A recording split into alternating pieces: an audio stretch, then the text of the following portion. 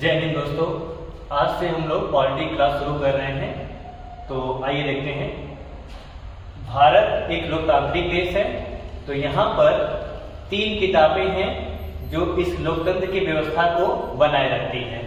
पहली किताब है भारत का संविधान, दूसरा किताब है इंडियन पीनल कोड, ठीक है, जिसे हम आईपीसी की धारा कहते हैं। तीसरा है criminal procedure code, CrPC. Police को कोई भी कार्रवाई करनी होती है तो वह आईपीसी की किताब का सहारा लेती है, और जब कोई व्यक्ति अपराधी सिद्ध हो जाता है या शक के दायरे में आता है तो पुलिस उसे कोर्ट पर पेश करती है। तो उस समय न्यायालय में जो किताब यूज होता है उसे सीआरपीसी कहते हैं, क्रिमिनल प्रोसीजर कोड। और आम जनता के लिए, लोकतंत्र के लिए, संसद के लिए जो किताब चलती है उसका नाम है भारत का संविधान, इंडियन कॉन्स्टिट्यूशन, ठीक है। तो भारत का संविधान कैसे है, क्या है, इसी को हम चर्चा कंटिन्यू करेंगे। तो आइए देखते हैं भारत के संविधान के बारे में। संविधान सभी के लिए बराबर कानून को संविधान कहते हैं। भारतीय संविधान में कुल 22 भाग और 395 अनुच्छेद है। जैसे हम कोई भी किताब पढ़ते हैं उसमें लेसन होते हैं, लेसन के अंदर टॉपिक होता है, हर लेसन के अंदर टॉपिक होता है। उसी प्रकार से संविधान में कुल 22 लेसन है, 22 लेसन है, और सभी लेसन के टॉपिक को मिला दिया जाए तो कुल 395 अनुच्छेद है।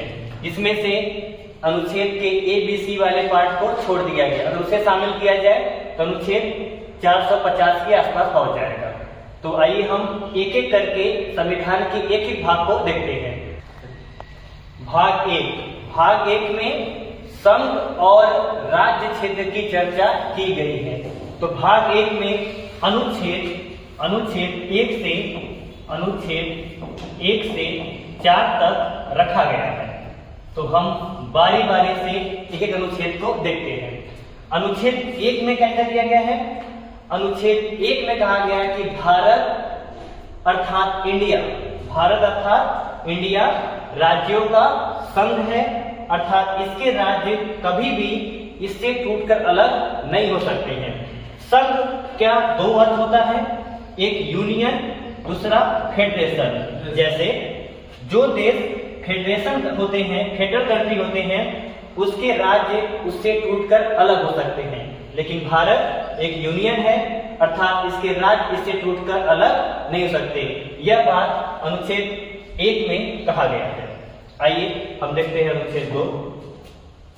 अनुच्छेद 2 में यह कहा गया है कि संसद राष्ट्रपति के बिना किसी सूचना पर या कोई कानून बनाकर किसी भी विदेशी राज्य को भारत में मिला नहीं सकता। अर्थात अगर कोई पड़ोसी देश का कोई हिस्सा भारत में मिलना चाहता है तो उसके लिए पहले राष्ट्रपति को पूर्व सूचना देना पड़ेगा और संसद में विधेयक बनाना पड़ेगा। उसके तत्पश्चात ही कोई भी विदेशी हिस्सा भारत में मिल सकता है। जैसे 16 मई 1975 को सिक्किम का भारत में विलय हुआ था, जिसमें 1 साल के लिए सिक्किम जुड़ा भारत से। जब सिक्किम को यह लगा कि भारत का लोकतांत्रिक व्यवस्था अच्छा है तो 1976 में सिक्किम पूर्ण रूप से भारत का हिस्सा बन गया। यह बात अनुच्छेद 2 में कही गई है।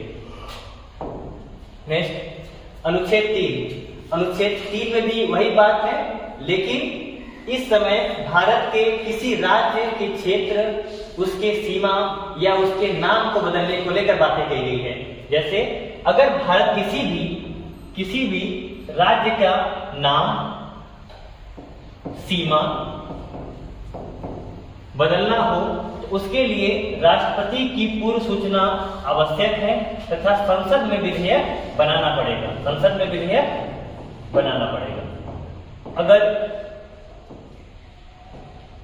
अगर किसी भी राज्य की सीमा को बदलना है या उसका नाम बदलना है उसके लिए राष्ट्रपति की पूर्व सूचना आवश्यक है और संसद में कानून अर्थात विधेयक का बनना आवश्यक है। जैसे बिहार से झारखंड अलग हुआ, उड़ीसा का नाम बदलकर उड़ीसा हो गया, उत्तर प्रदेश से उत्तराखंड अलग हुआ,